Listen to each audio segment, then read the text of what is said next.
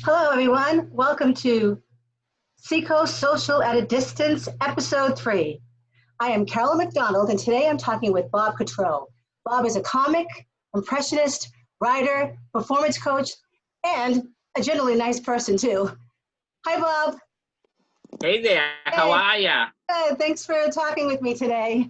Thanks for having me, Carol. How are you doing? Good? I'm doing wicked good. Good. Wicked good, yeah. Today's one of those days that it's totally a comedic day because the sun is shining and it should be 80 degrees, but there's a cool breeze today, much cooler than I could ever hope to be. Yeah, I know, because yesterday it was nice, and today is the last 2 days. But that's where we live in New England. What are you doing? That's what happens. I know. Can I talk about the weather for a second? Sure. Because it's pretty funny. Whenever I think of the weather, I think of my father. But one time we're watching TV, and the weatherman says, "This is what the weather's going to be today, and this is what it's going to be tomorrow, and this is what it's going to be a week from now." And my father looks over the paper and he looks at me and he goes, "Robert, that's not what the weather's going to be tomorrow. That's what they think the weather's going to be tomorrow." Because honest to God, can you take a picture of tomorrow? Because if you can, what the hell are you doing taking a picture of the weather? Take a picture of the winning lottery number and play it today. Every time I think of the weather, I think of that story. That's funny, yeah. It's funny how that happens, how you think about something stupid like that, or any kind of trigger, Sure. So we're going to talk a little bit today. I'm going to ask you some questions, and then we'll see where it goes from there, and just have a good little conversation. So at what age did you think you were funny? Well, my family always had poker parties, and they'd stop playing poker and tell jokes. So when I was about 5 years old, I didn't just entertain the family in the kitchen. I got to move to the big room, which was the dining room. Oh, yeah. And I was about 5 years old, and they'd say, "Tell us a joke. You got 5 minutes." And I'd say, "I got more than 5. They said, "No, you have just 5. Meaning that, because even then they knew if I would go on, I would go on, So around 8 years old, I had the good fortune to be able to watch Flip Wilson on TV. Oh, yeah. And Flip Wilson had Geraldine, and that was around 8 years old. And by the time I was 8 years old, I thought, you know what? They're not coming to my house to play cards. They're coming to watch me do Geraldine. So I was little. It's funny because once on a cruise ship, we were talking all the entertainers, and we said, "When did you start?" And none of us could remember not doing what we do. Same with me. Yeah, same with singing. Yeah, same with singing with me. I was like 5. I think I was like 4. I knew all the words to "God Didn't Make Little Green Apples," Bobby Goldsboro. Right. And so that's it. I remember just coming out of my mom's womb and singing. I mean, that's, like you said, I don't remember. It's there. Right, and the same thing, I didn't know I was a writer till I filled up my 3rd filing cabinet. And I just thought I was a performer that needed something to say. I'll tell you what, I even remember the first song they ever wrote when I was 5 years old. And that's a thing growing up. I thought I was a performer. I didn't know I was a writer. I didn't know I was a director. When Flip Wilson was on Thursday nights, well, a lot of these kids, their parents would have let them stay up that late. But I'd go in and say, this was the skit they did last night. You're going to say this, you're going to say this, you're going to say this. You come in here, you go blah, blah, blah, blah, blah, blah, and do a preconceived meeting before the skit. But the first song I ever wrote was, "Oh, I gotta go pee in the library." And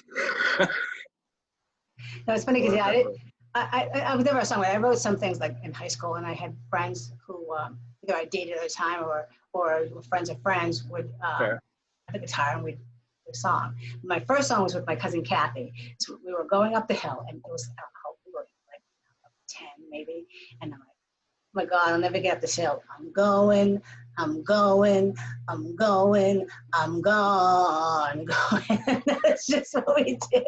And I didn't know I was a director because, you know, when I started acting, they'll say, and I was like, oh yeah, she directed.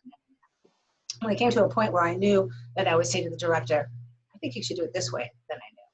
So I like it. I actually like it. But like you said, you start off at one thing and then you're like, oh, I can do all this, you know? Yeah. New, you know, just branching out, I guess, you know. So were you the class clown also? Yes, as a matter of fact, in 9th grade, I was literally voted the class clown by the whole 9th grade class. I can see that.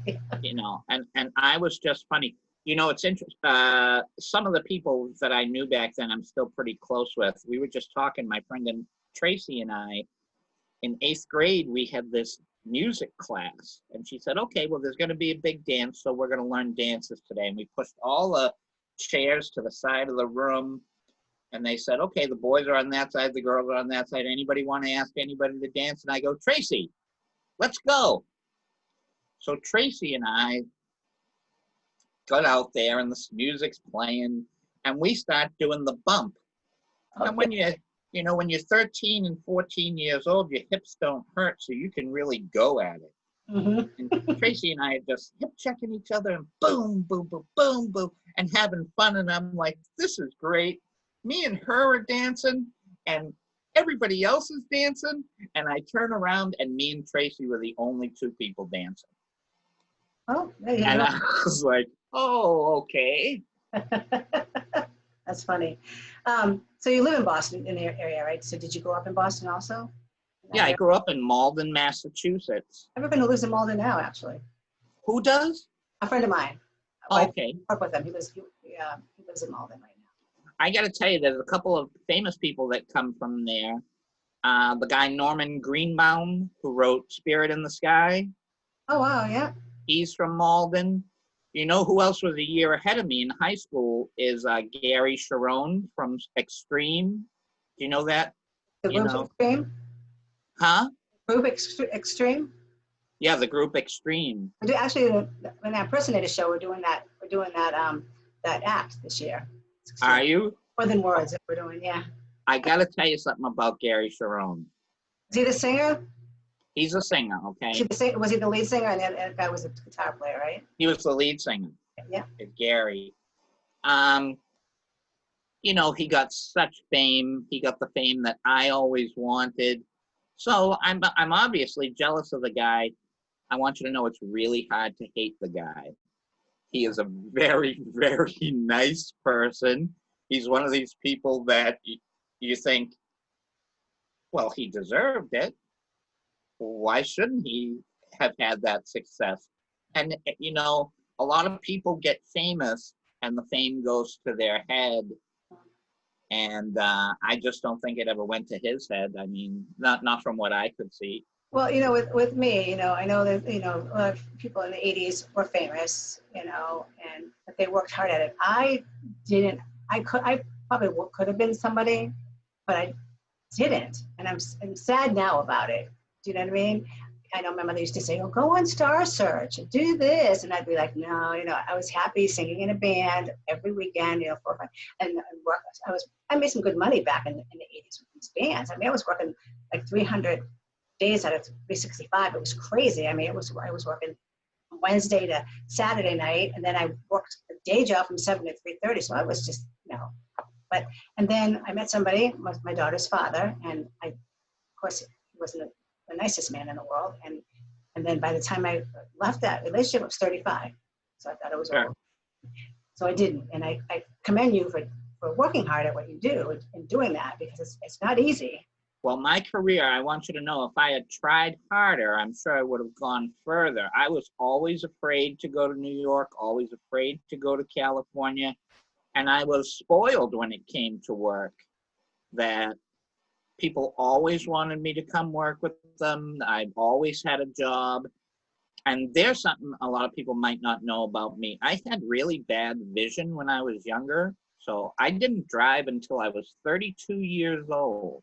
Wow. And once the vision was fixed, my brain was fixed, and my confidence level went through the roof. You know, I literally could drive, and I wasn't afraid.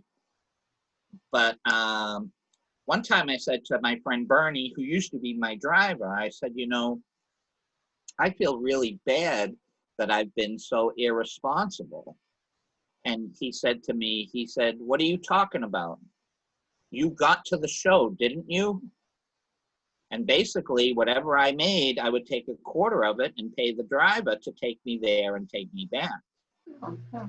But that was till I was 32. And I started when I was 16 doing stand-up comedy. Everybody, when I was in 5 years, when they found out I was 21, they were so upset.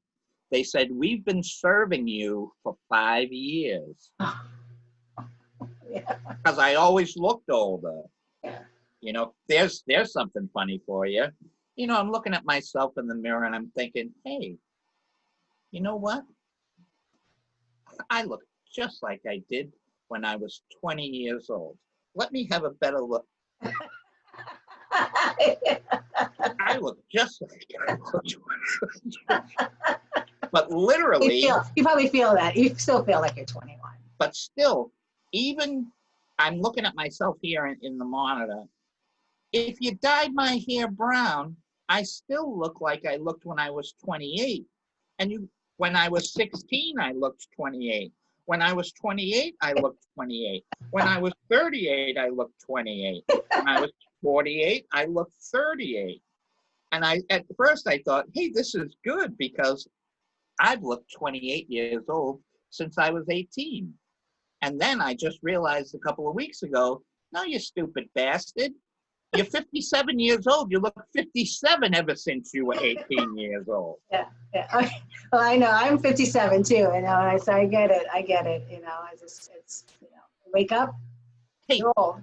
I want to tell you a great story, by the way. Speaking of Malden, Massachusetts, because I work doing some tours, witch tours, ghost tours up in Salem, Massachusetts, for a place called Salem Historical Tours. And shameless plug, this Friday night, we're doing a virtual ghost tour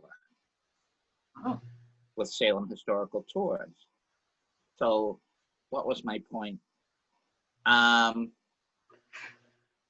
What were we just talking about? Looking 57. Oh, yeah. Forget it, I lost it. That's okay. So when did you get your first big break? Well, the first big break was, I was at Emerson College, and I went to, that's what I wanted to tell you. Before the big break question, I remember what I was going to tell you about, was about Malden, because when I was up in Salem, I'm reading this book, and it turns out there's a very, very famous man that came from Malden, and the man's name was Timothy Dexter, and it's a trippy flippin' story. Here's this guy, he can barely read and write, but he marries a rich woman, and he says, I want to be a sailor, so she buys him a boat. Okay, everybody respects him because he's got all this money, but nobody really likes him because the man's a total doofus. He goes down to the islands, he comes back, and he says, there was so much mice down there. And he says, well, why don't we got all these stray cats around here. Why don't you collect all the stray cats and bring them down there? Because they'll be needing those cats to catch the mice. So he does it, and he doesn't realize they're joking him about it. But he goes down there with the cats, and everybody says, that's a great idea. And they buy the cats. So he comes back, and some guys, they said, you know, you were only down there a little while, but nights get really cold. So you're going to need a bed warmer. If you don't know what a bed warmer is, it's a long stick that has a metal pan on the end of it. And they would take the coals from the fireplace, put this in the pan, and they put this in between the mattresses in the old days to keep your bed warm. He goes down there, he buys hundreds of these bed warmers. He goes down there and he says, I realize it's cold here at night. Why don't you use these bed warmers? And they say, we don't need them for bed warmers. But you know what? They do look like big spoons, and we have such trouble churning the big vats of molasses. So they buy all. So anytime someone tries to play a joke on the guy, he, instead of losing, the guy winds up winning. He writes a book called A Pickle for the Knowing, because everybody wants to know how he made his money. The book sells out because how the hell did this idiot become famous? If he can do it, we can do it. Everybody buys the book. But everybody who buys the book is much more educated than he is, and they can't read it too well because the guy didn't know how to use punctuation. Oh, oh no. The book is so successful, they do a re-release of the book. And he does an introduction in the book that says, I realize that I didn't use a lot of punctuation. So, and they asked me to use it in this book when I re-edited it. So here it is. Question mark, comma, period, dash. Feel free to scatter these out over the book wherever you think I need them. And that's the story of Timothy Dexter. That's funny. So what was it? And the question was, when did you get your first big break? The first big break was HBO. I was at Emerson College, and I was in a comedy troupe, which was called This Is Pathetic.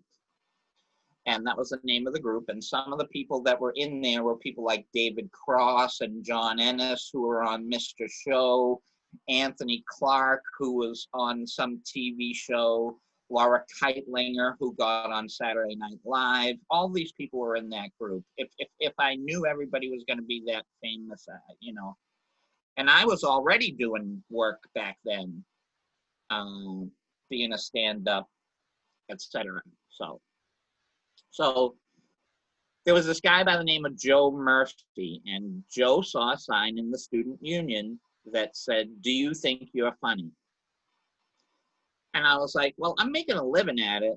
As a matter of fact, my senior year of high school my grades were so bad because I was already out there performing at least one night a week. So he sees the sign in the union. He says, Bob, you should put your name on there. And I said, Joe, that is an ad for a school. Okay? We're going to school. I don't need another school. So unbeknownst to me, Joe put my name on the list. Okay? I'm not expecting to be called. I got the call. So we go to do the audition, and it was me and Kenny and Bob Baden, and we were doing a parody that I wrote called The Boogie Woogie Preacher from Immaculate Seed, instead of The Boogie Woogie Bugle Boy of Company B. We go in and we kill with it, but we couldn't use it because they couldn't get the rights to Boogie Woogie Bugle Boy. Oh, yeah. Now, since then, I rewrote it with a different melody, but as soon as you use their melody, you owe them money. So after that, then I do my audition, and, you know, same thing, give me 5 minutes, I'll do 10 or 20. Well, we got there early. We were there on time, and it's at night, and it's 8 o'clock, and we're the only people there. And then we happen to look outside, and there is a torrential downpour that was like just flash flood, and we were auditioning at Tufts University. So no one else showed up. Wow. So after about a half an hour saying, where is everybody? I says to the judges there, I says, well, while we're waiting for people, would you like to see some more?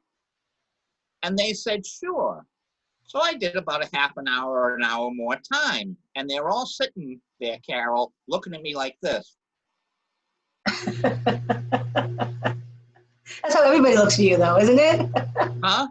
That's how everybody looks at you. Well, when I do some characters and come out either dressed up as them or just, for instance, when I do De Niro, it's like, okay, well, there he is.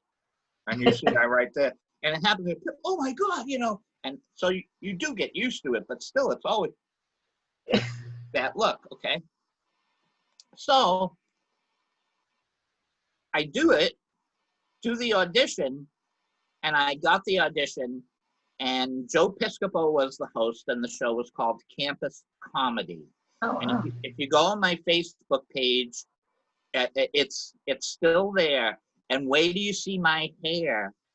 I had the curly mullet like Adam Sandler from The Wedding Singer. Oh, yeah. And like Richard Marx, yeah. Yes, exactly like Richard Marx. It turned out that the judges, two of this, I forget who the third judge was, but the two judges that I remember, one was Richard Fields, and the other one was Rick Newman. And Rick Newman was Pat Benatar's manager. He also owned a club called Catch a Rising Star, if you never heard of it, from New York and Boston. Yep. And Richard Fields was developing this thing on television. Oh, what's it called? HBO. Have you heard? So this is my big break. And it was on HBO. I was 20 years old. I did every impression I knew how to do. I did Andy Kaufman. I did Ernestine. I did Joan Rivers. And talk about Joan Rivers. My big joke at the end was, I was reading the National Enquirer, you know, because I want to know. And the cover story said, Liz loves Dick. Grow up. Everybody knows Liz loves Dick. Richard Burton knows it. John Warner knows it. Eddie Fisher knows it. That was my big joke. So I do this show, and there was a club in Boston. I won't mention their name because I don't want them to get any. Look, I think revenge is sweet, but it should be personal. You don't have to have the whole world know you're screwing somebody. Yeah. There was a club in Boston. And a comedy club, right? Yeah, I'm not saying their name. I know. I know what it is. Yep. You understand? Yep. And the guy there, I said, how come all the other clubs give me work and you won't give me work? And he said, well, there's a lot of guys who've been around a lot longer than you have. And I was like, I've been here since 1978 trying to get paid work. What will it take to get paid work? You're paying this one, you're paying this one. He said, get on TV and we'll give you paid work. So after I got the TV thing, I came back and I said, here's the TV that you told me to get so I could get paid work. And the guy said to me, well, you only got that because you're in college and it's a college comedy show. And a lot of guys have been waiting to get that break. And he didn't give me any work. So I was like, excuse me, if you tell me one thing and then turn around in another, I don't care what you think about those other guys. That's a lie. And the man lied to me. And not only did he lie to me, Carol, he was brutal to me. That I would walk into a club and the guy would look at me and go, that's how bad the man hazed me. So after 4 years of trying to get in, I thought, this is ridiculous.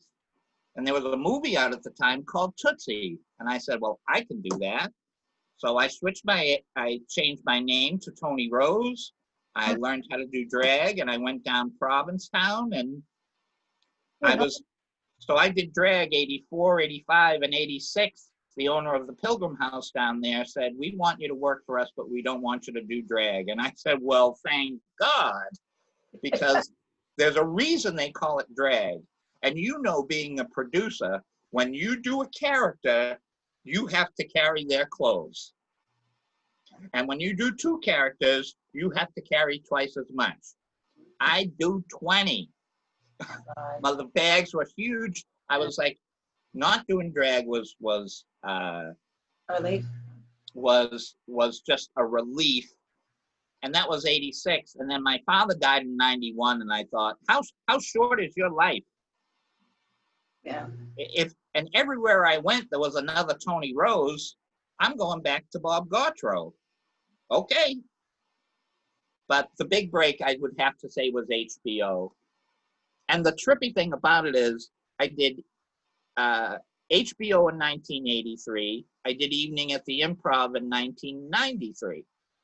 But 83, Well, only a couple of states had HBO in 1983.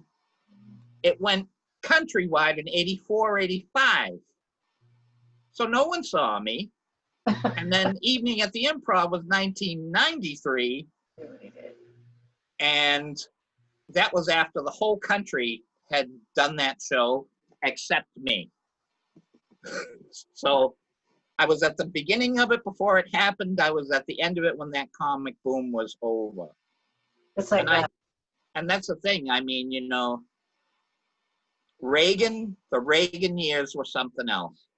It was one big flipping party. It was a great time. What can I say? Yeah. So you co-wrote Waiting for, you say it's Gautreaux, it's not Gautreaux? Is it Gautreaux? It's really either. The play that it's a parody of is Waiting for Godot. Oh, okay, yeah. Which is a surrealistic play. So I said, it looks, you know, I say Gautreaux, but for that purpose, it's Gautreaux. And I'll take either. Okay. And it was an imitation musical, right? Yeah. Can you tell us a little bit more about it? And they did it. Well, that came from my father passing away because, you know, again, how short is your life? If you were to leave a legacy, what what story would you tell? And as much as I like to tell stories, you have to look at history and how it is. Pablo Picasso said, no matter what you do, it will be a self-portrait. So I figured, well, let me put my life in essence in this play and tell people about getting on stage as me and changing into drag and giving up the drag and all that stuff. So that was Waiting for Gautreaux. And basically I just, you know, I wrote it. I found a production company in Boston. It was called Center Stage. And the guy's name was Joe Antone, just a lovely man, a lovely musician. And they put it on, and the guy who did the music for that, by the way, is a guy by the name of David Alexander. And if you never heard of this guy, Google him. He was, and he still works for Mickey Dolenz. He was working for the Monkees. Oh. But the notion was when Davy Jones was alive, he would travel around and sing Mickey Dolenz' part when he worked with Davy. And when he worked with Mickey Dolenz, he could do impressions, so he sang Davy's part, so they could always have that sound. Mm-hmm. Oh, you know, so he was, and talk about talent, there's a guy basically, and that's the other thing, for you people at home, do not set a limit for yourself on things. If you, in the book Illusions by Richard Bach, they say, if you set a limit, you have to live by that limit. So don't set a limit. I didn't say, oh, I don't write music. I don't write music. How can I do a musical? I said, okay, this is what the song sounds like. Hey, Dave, this is what the song should sound like. And he did the piano stuff. Yeah. And ever since that was the first musical. That was 1993. I've also done a King of Beasts Aesop's Fables musical. I also did a musical about Rumpelstiltskin meets the Emperor's New Clothes. And that's called The Best of What's His Name. And those were put on in Connecticut by my friend Camilla Ross. Down in her program down in Mystic, Connecticut. That's Emerson Theater Collaborative. You know, next time you should. The Players Ring in Portsmouth has pitch nights in February for their season. It's all original stuff. So that's something you might want to do in February. You got to tell me what theater company? Players Ring in Portsmouth. Okay. I'm actually going to try to interview the production manager next week, but. I pitched the impersonators there last, not this February, the February before, and we got a spot at the end of August this year, which may not happen. I mean, they canceled their summer seasons, but we're at the end of August, so, and they took it, and then I also pitched a show that, it's just a small play that's, you know, I wanted to direct there, so, and produce there, so I will find out at the end of this month if I got a spot, but they have late night series, which is a it's a small, if it's like a 45-minute show or an hour show, they have a late night series, and then they have their full series. But I'll let you know because it's really kind of cool. And they would like stuff like that. You know, they did one called The Backwoods Fairy Tale, and it was a 45-minute play, and it was funny. It was only 45 minutes. It was at 10 o'clock at night, but it was, you know, you get to get there, you know. So yeah, so I'll let you know about that too. So you were on the last comic standing, and how was that for you? Did you get along with everyone? I mean, you know what? I was not actually on the show. I was the commercial for the first year. So so it's still my credit. Yeah. Because they advertised the original Last Comic Standing using my commercial. And by the way, I'm going to write a book called There's a Story for You, because I say it all the time, there's a story for you. Last Comic Standing, I basically did De Niro. I did, are you talking to me? Are you talking to me? Must be talking to me. There's nobody else around but me talking to me. I did that, and I saw it every day for a week. I was basically on stage for maybe 30 seconds auditioning for that. But I saw the clip over and over again as they're plugging the hell out of this show. And then I was like, okay, well, at least I'm getting some heat. And then the check came in the mail, and it was the most I've ever been paid for 30 seconds. Wow. But it was a lot of money for that clip. And I was like, and I really wished I could have got on that show. I want to tell you another Last Comic Standing story. There's a story for you. I go to audition for them a couple of years after that. And I said, could you let me know when the callbacks are? They said, you're not going to get a callback. And I said, but everybody was laughing. Didn't you hear them? And did you like me? Did you? They said, well, it says here on your sheet that you're gay. And I said, yeah, do you have a problem with it? And they said, you're not gay enough. What? So what? They said, you're not gay enough. I said, what is that supposed to mean? They said, well, you know, the way they portray gay people on TV, you have to be a designer or you have to be effeminate. And I guess because I'm not effeminate, that's not the type of what a gay person is in their eyes. And you know, and I was like, do you realize how far you're setting back the gay movement with that thought? Just like, you know, you didn't put any gay stuff in your comedy either, I'm sure. Like, you know what I mean? Like, there was one, I remember one woman on the show, and she's like, yeah, I was at a club, and I walked out, and this guy was drunk, and he's trying to flirt with me, and he's like, you know, I'm gay, right? And she goes, dude, I'm wearing a vest. So that's, you know, because you know, I mean, you could tell she was, but you know, it's the same thing though. You know, you didn't work it in your, because you don't have to. You know what I'm saying? That's ridiculous. I mean, well, even then, I make references to it. You did, okay, yeah. But it's like, you know, it's not what my act is about.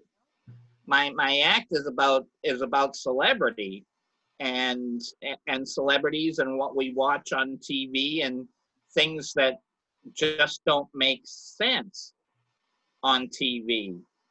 You know, I mean, people don't think, you know, like they always put disposable douches. Well, you know, I thought that was just a given. Because no one leaves them laying around. But, you know, so anyway, that's the Last Comic Standing story. So you were also on The Next Best Thing. And yes. Who did you impersonate on the show, and how did it go for you? I did Robert De Niro on that show. And not only did I do Robert De Niro on that show and on that stage, as soon as I walked into the building, I was Robert De Niro, and I made a promise to myself, I'm not going to be anything else but Robert De Niro until I walk out of the building. So they're expecting a person to come on and then go into their act. And here I am when I came in and went into my act, blah, blah, blah, blah, blah. They were like, wow. And so it turned, I knew the producer, And I said, well, if it's impressionist, I'm probably the most versatile impressionist I've ever seen. I do men, I do women, old, young, whatever. If you need a judge, I'll happily be a judge. I also coach people how to do this stuff, be a comic, be an impressionist, be a singer, be a whatever. And she said, no. We just want you to come in and do your act and be a contestant.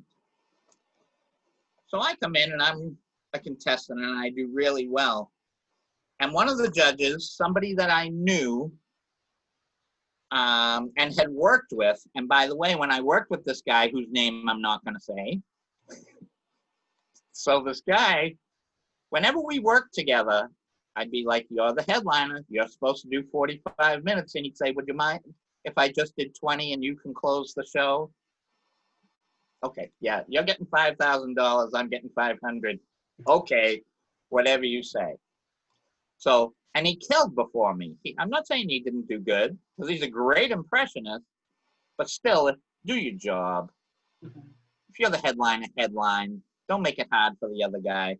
So the guy, he did that to me a couple of times, and there he is, a judge on the panel.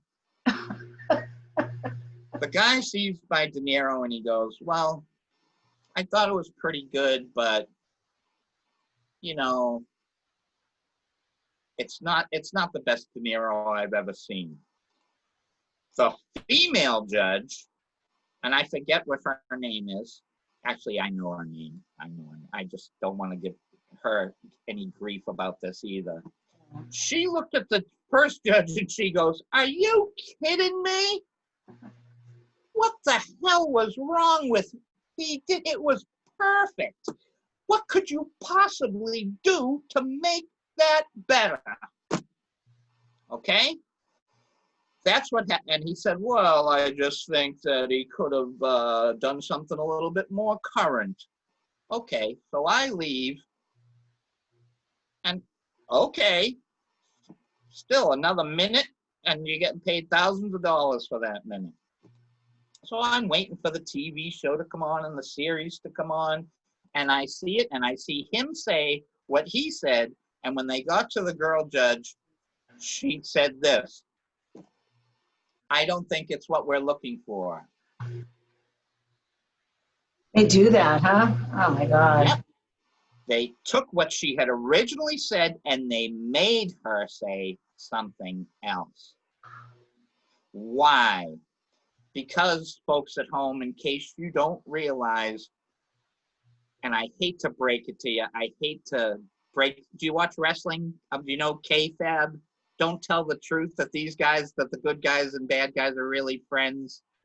Don't say that. You're not supposed to break the illusion. The point is this. If that was a contest, they had already picked the winner. It happens in singing contests too. But you got to understand, the contest is just publicity for what the winner is going to be doing next. And it turned out that the guy who won that was already a headliner at a club in Vegas. Who won? Elvis. Oh yeah. So I watched some of the, I was just watching some of the clips because I'm researching you before and the guy who did Little Richard, I would have never, ever thought that wasn't. Right. He was so good. I mean, I had to look, oh my God, we saw Legends in Vegas last year and I'm just researching for the impersonators and there was a woman that's doing Lady Gaga and I had to say, I think that's really her. I mean, it was just really, really good. Well, during that, I'll never forget this because, and it's happening to me right now. Some guy came in dressed as W.C. Fields. And it looked like W.C. Fields. And it sounded like W.C. Fields. And I look at the guy and I say, that is W.C. Fields. How can you not pick him?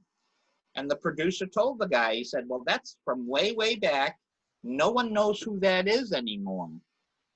And rather than put up a clip of W.C. Fields and say, there he is, they sent that guy home. And the same thing, I love to do Archie and Edith Bunker, Mhm. but you know what? A lot of people don't know who they are, which is trippy because that happened in the 70s and everybody knows who Lucy is from the 50s. Yeah, yeah, yeah. I know. And they did, and that woman, she was good too. The one who did Lucy on Oh, that, yeah. she was good too. You know, Yeah. it's amazing, and it's hey, but she got it, and she W.C. Fields did, you know, Archie. It's yeah, I know. It's all, you know. It's just, I know that's the tough breaks are come in. You know, you just. Well, that's the thing. I don't know if you know Dick Doherty used to have clubs around here. Yes, yeah, yeah. So I once said to Dick Doherty, talk about, you know, the breaks in show business. I said, what are you supposed to do? What do you say when somebody comes up to you and says, so and so's famous, how come you're not famous? What do you say to that? Here's what he said, Carol, and I hope this, you know, eases your heart the way that it eases mine. Dick Doherty said this: you know what you tell him? It's all a effing crapshoot. Do you think you won the prize at the market because you were the best shopper? You were the millionth customer through the door. That's all there is to it. Yeah. And I thought, oh, that makes sense to me. And I'll take it, you know. Yeah, I mean, you're well known in the area in Boston and up here, and I'm well known in this area. So, and we can still go out and do things that people are not going. Can I have your autograph? Can I have your autograph? So sometimes it might be a blessing. You know, still doing what we love to do, and we still people know who we are. You know. Right. Well, see, now I love to give my autograph if somebody recognizes me, or if somebody comes up to me, and I love this, they'll go, I'm sure you've heard this before, but we think you're really funny, or we think you're really good. And I always say, you know what? I'm never tired of hearing it. I've never denied anybody an autograph, and may I never, ever deny anybody an autograph. There have been several professional entertainers that I've asked for their autograph, and they wouldn't give it to me. And I was like, yeah, but I'm in show business. I never Either. have said no. And they said, well, we are.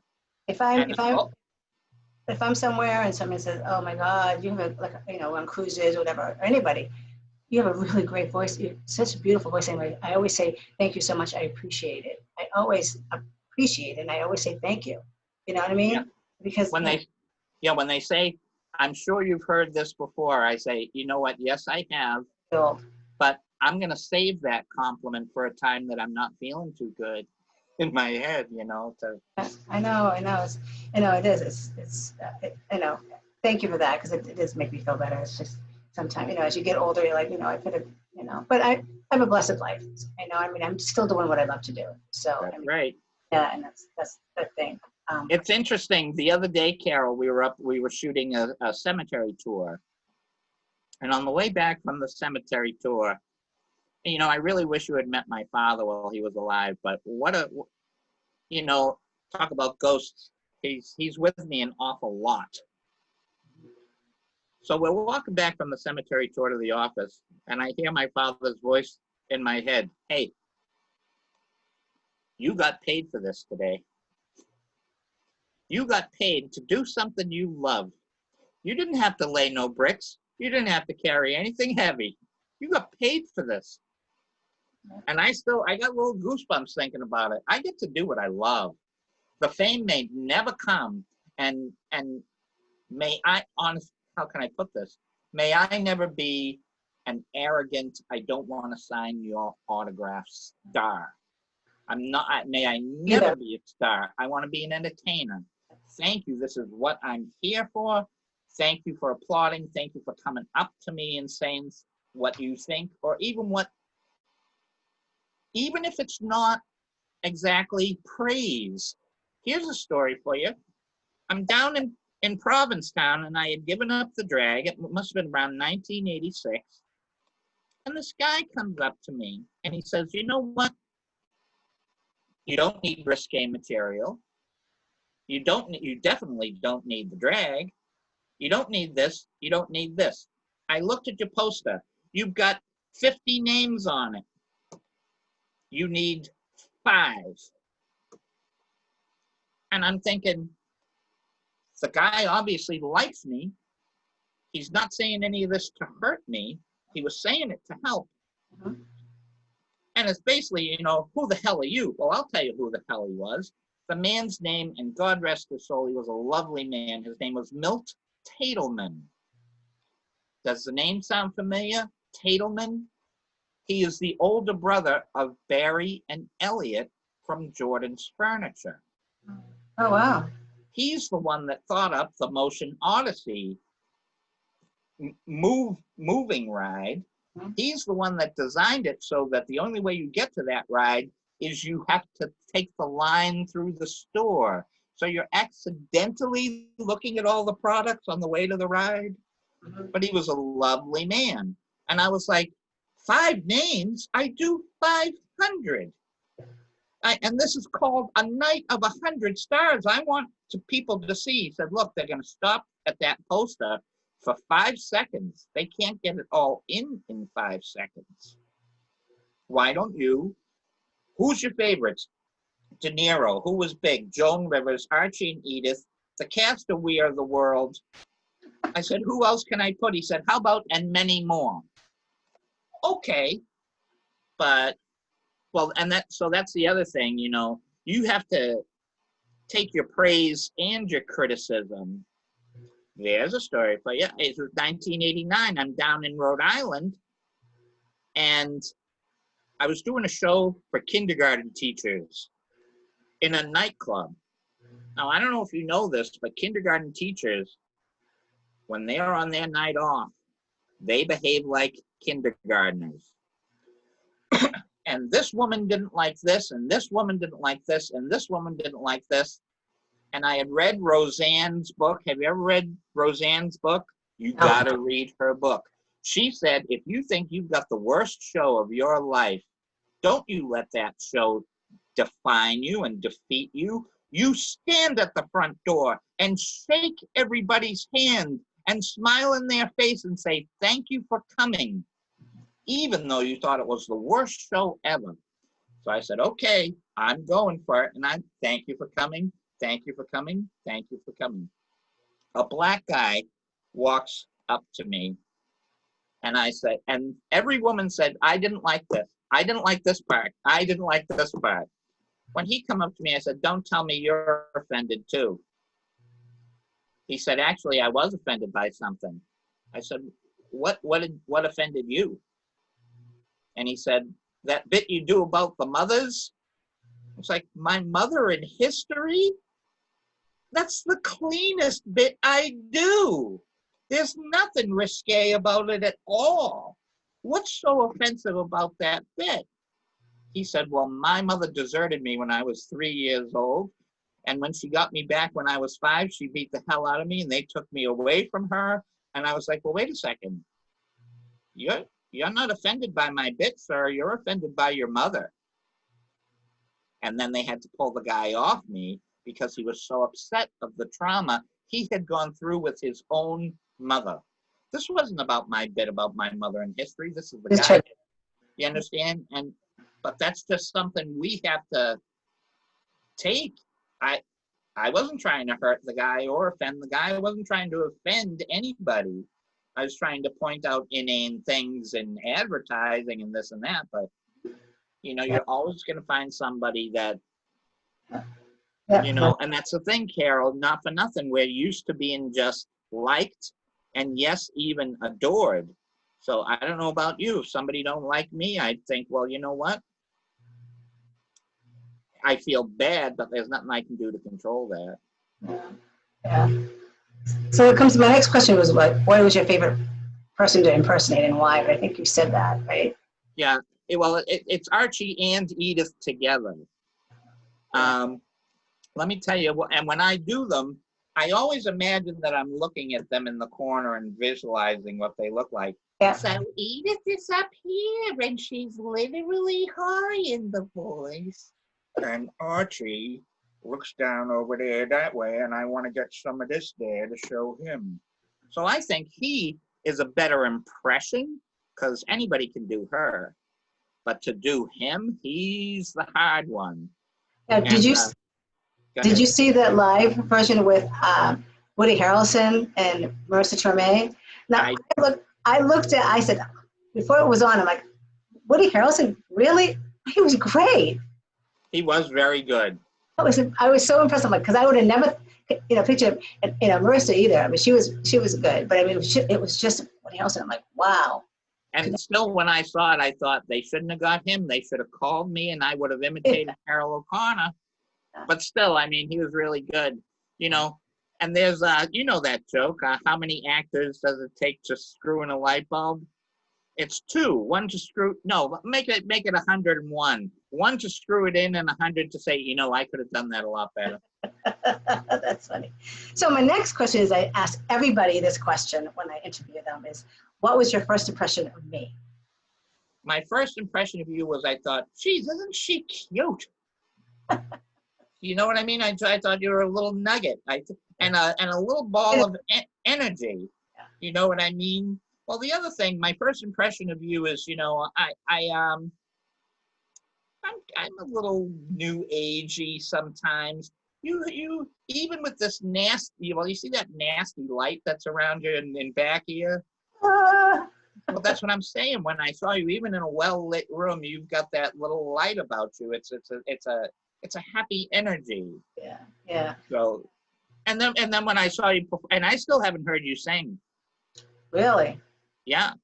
Maybe once at a karaoke. Did we go to Jay's karaoke and I heard you sing? Oh yeah, I did hear you sing, and I was like, whoa, who's that? Oh, there's a nice surprise. Yeah. It's funny. Here's a story for you. Yeah. I was it was one of Jay and Teresa's Battle of the Bars, and you had to win at a bar, and then you got into like a semi final. So I was at this place in Newmarket, and I'm sitting there, and my husband didn't come.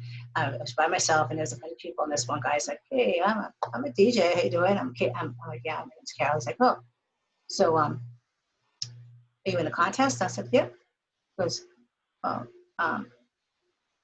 do you sing well? Can you sing?" He said, "Can you sing?" I'm like, "Yeah, I can sing." He said, "You think you'll win tonight?" I go, "Maybe."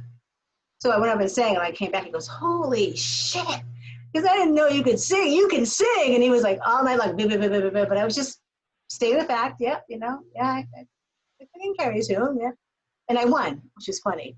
And so that's that story. People, Yeah. me, and that's what Jay said. If you watch, I have a couple of these social at a distance, and I did Jay first.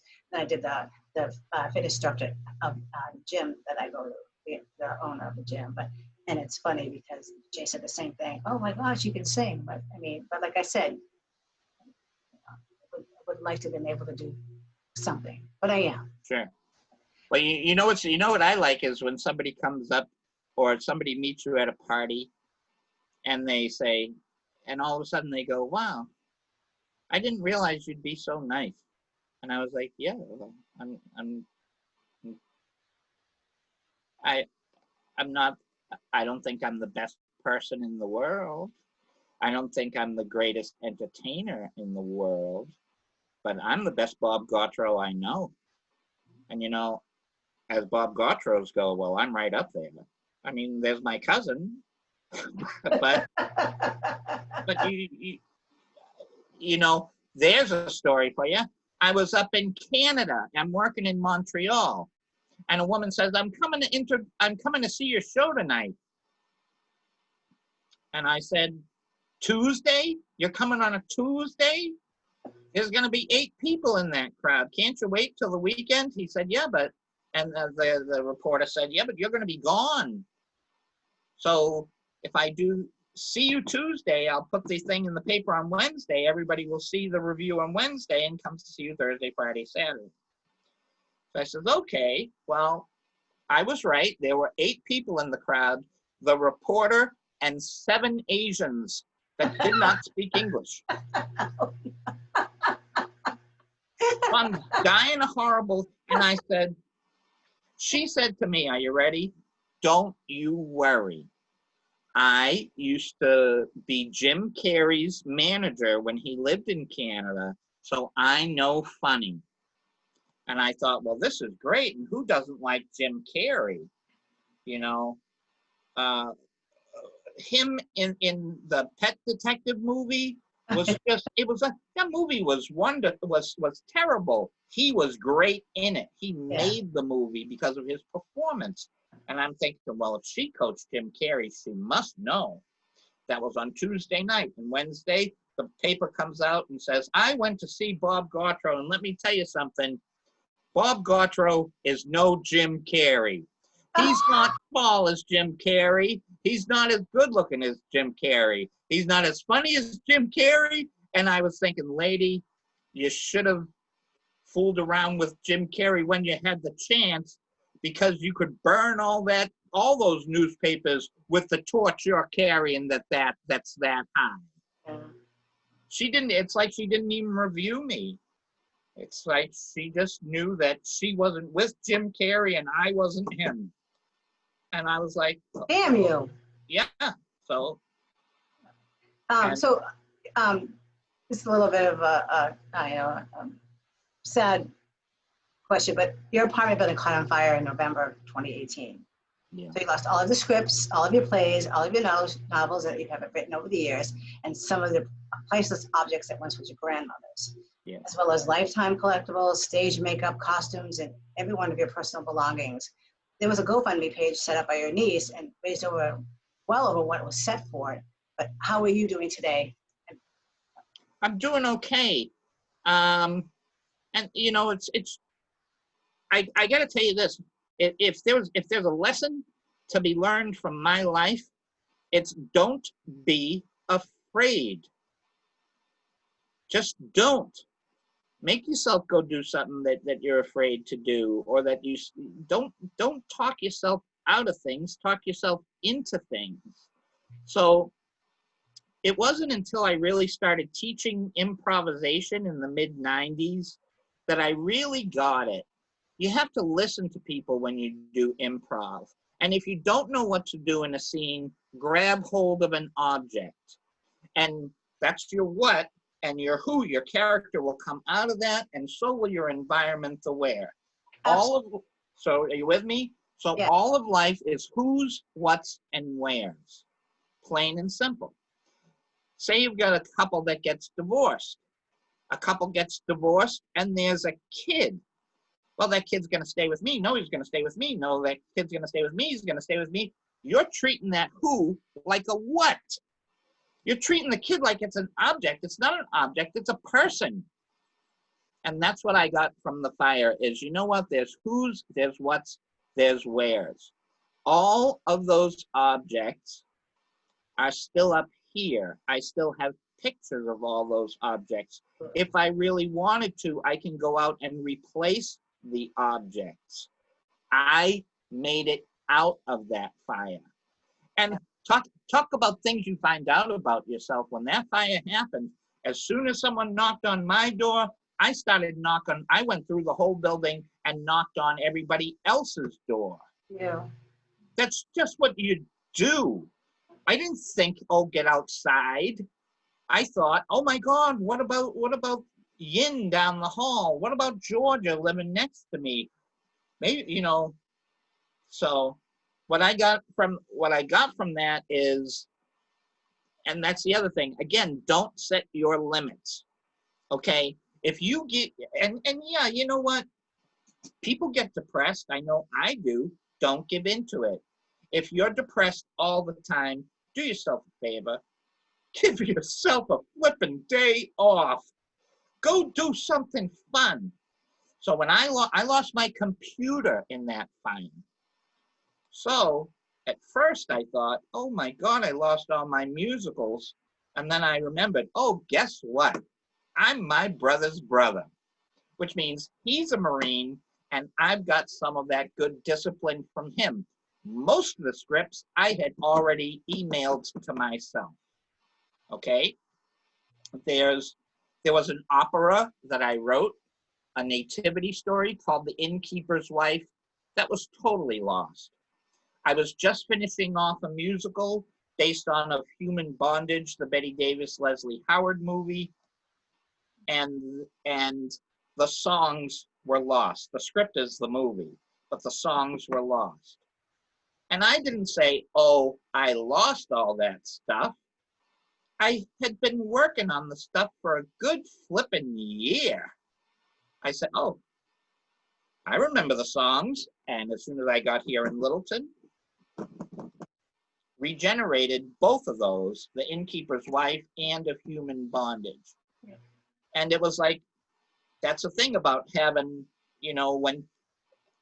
if I know a song, I know it. Like Trouble in River City from The Music Man, that's a long flipping song. I know the whole thing. Just press the on button and I'll go. Well, I think you sent me some stuff a while ago. I'm gonna have to take a look. I still have it all. We were gonna do a project together, so I might have stuff. This was a few years back, so I might have some stuff. So I might have to look and import it back to you. That's all the skits, and I got to tell you who inspired me to do that. By the way, is a guy by the name of Seth MacFarlane. Oh yeah. Because I thought this man did what Matt Groening did. He created a universe out of skits. What if I took all my different skits and different characters and tried to put them together?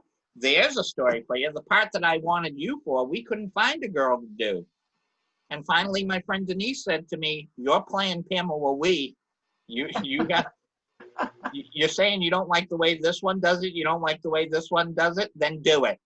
And I was like, okay. Wasn't my original plan. Okay. So my next question is, are you satisfied with your life today and any regrets? But I think you said that. Oh yeah. Well, that's, hindsight is 20/20. But the point is this, well, it goes back to the driving.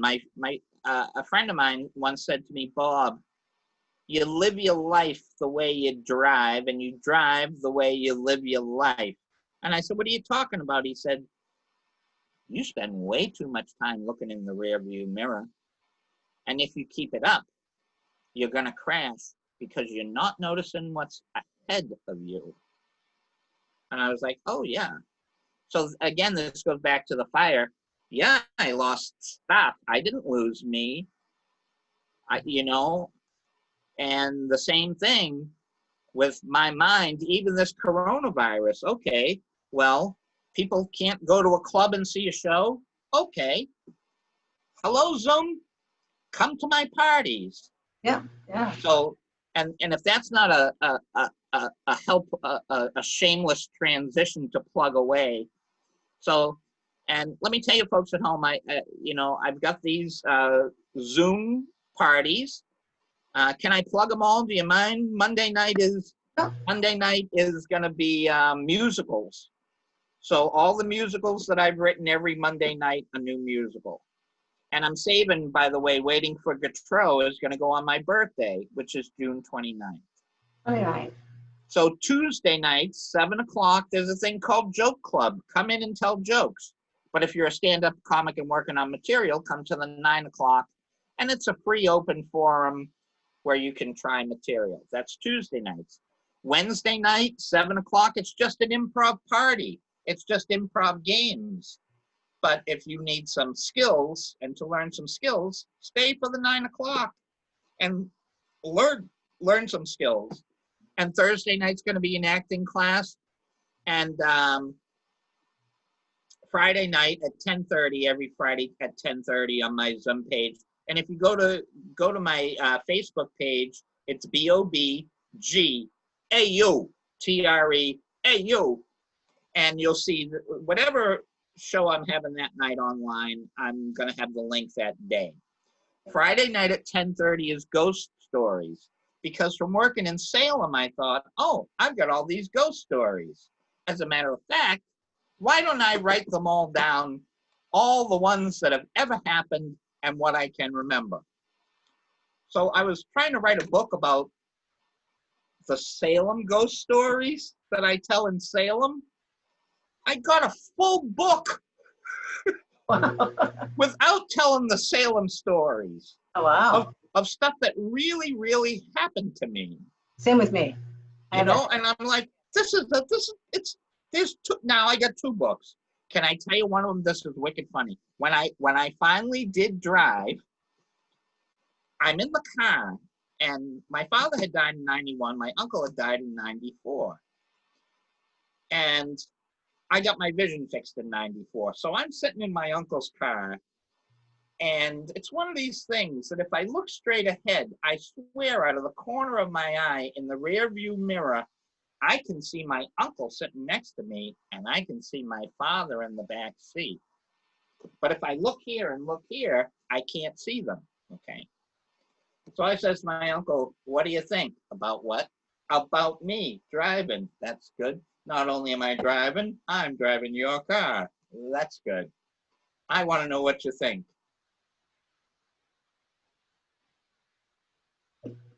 Hello? I said I want to know what you think. You don't want to know. I said, yes, I do. I want to make sure this is not in my mind, that you're not going to say what I think you would say. I really want to know what you think about me driving your car. Oh, you do, huh? Yeah. You're a big boy. You can handle it, huh? Yeah. All right. I smoked for 25 years. I never smoked one day in this car. And you're smoking in my car. You got ashes all over the floor. Look at this window over here. It looks like there's Vaseline on it. You can't even see out of the thing. It's disgusting. And that's what I think. I said to my father, what's with him? My father goes, you asked. That's funny. And Yeah. that's, see now, and that's the joy of comedy writing. I didn't have to make that up. It happened. Yeah. All you have to do is write it down. Like with me, like I had the same gift, and then I I've lost a lot of weight. I work out all the time, and it was like my first year at this gym, and I was doing Pilates yoga. And I've never done the Pilates yoga before. I've done yoga, and here I am. And my mother died at 70 of diabetes. I didn't want that to happen to me, and my doctor said, no, I'm not going to die of this disease. So I am doing my Pilates, and all of a sudden I hear my sister in my ear, and all she says was, good for you. It scared the crap out of me. I cried for a second, but that's what she said. So Yep. it's that story for you. So now you can tell improv and comedy workshops. Did you ever tell someone they were not funny? No. Yeah. Not exactly. This is there's a story for you. This guy comes in, and I don't mind saying the guy's first and last name because I like the guy, Bill Wooten. This guy comes in, and he starts telling street jokes. The problem is, they're street jokes. That's nice to close with, but why don't you just we want to hear you talk about your life. Like me telling you the story about my uncle and father in the car. It's from my heart. It happened to me. I want you to know. But and I'll tell some of those stories and then do impressions and bits and blah, blah, blah. This guy went up and started and did all these street jokes, and he was really good. And then I said, why don't you want to talk about yourself? And the guy said, I don't want to talk about myself because I stutter. And he had such a bad stutter. And I said, well, what was it like growing up being a stutterer? And he started to tell all these stories. This was not as he's up on his feet performing. He's just sitting on the stage now and telling this stuff. And he's telling stuff about being a stutterer. And we're all just fucking falling on the floor laughing. Because of everybody's been the underdog before. Everybody could relate to the guy. So I said, look, what you just did there talking about is what we want to see. We want to see how you feel. We want to go with you on your journey. He says, oh, okay, I'll write it down and bring it in next week. The guy comes in the next week and he goes up on stage. I've been a stutterer ever since I was 5 years old. And here's this story about being stutterer, and this story about being a stutterer. And he says all these stories perfectly and doesn't stutter. I said, why didn't you stutter? He said, well, I memorized it so well that I don't need to stutter. And we were like, well, now you're going to have to make believe that you're stuttering to, you know what I mean? But it's something that you find out about a stutterer is that if they're memorized, they're not going to stutter. Yeah, it was just like, was it Mel Tillis, the singer? Yeah. He was a stutterer, but when he sang, you never know it. Right. Words. I got to tell you, talk about people with who have special needs or whatever you'd like to call it. And as a teacher, you know, as a comedy teacher, this is one of the things that I always find incredibly refreshing is that one of the reasons I'm a good teacher is because I'm never going to stop being a student. I'm never going to stop learning. I'm always going to keep my heart open. I'm not someone who says, tell me something I don't know. I'm someone that says, tell me something I don't know. I want to know more. So I'm on stage and I'm doing this dentist bit that I do as a little kid. And I do like this. So I put my hand like this. And there was a blind couple, male, female couple. They're both lawyers. And they were in the class. So when I said, I put my hand like this, the blind woman goes, like what? I said, I stretched it in front of me and grasped my fist like I was holding on to something. She said, why didn't you say so?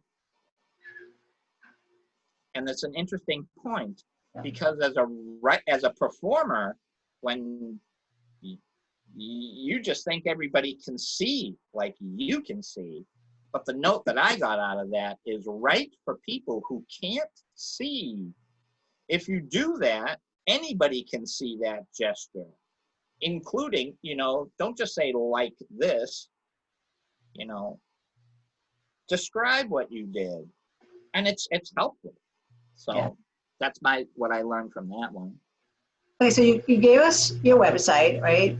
Not website, you gave us your Facebook page, right? You want to give it to it again before we end? Yeah, and that's another thing. Again, if you say something funny, say it over and over again. My last name is French.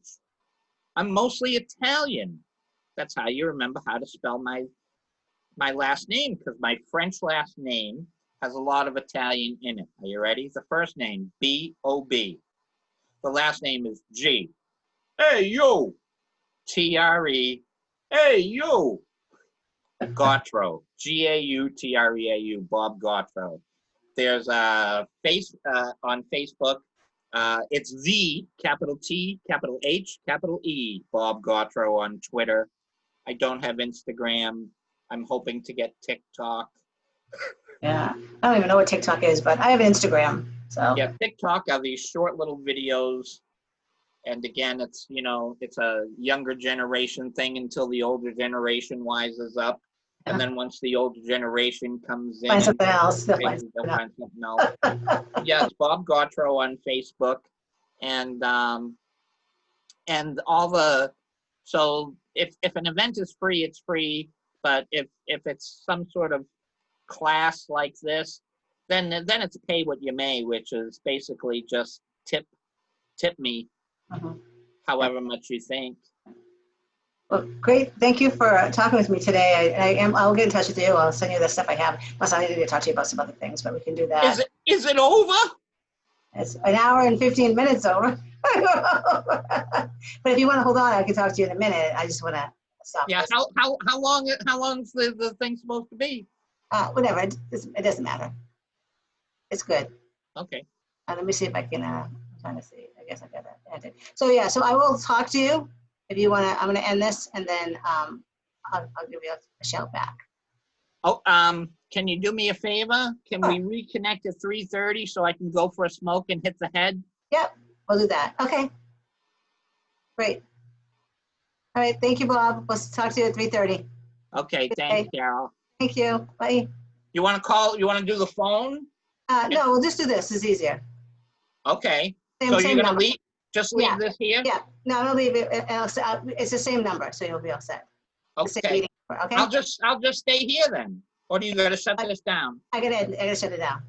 I'll see you at 3:30. All right, thank you. Yep, bye. Thank you, hun.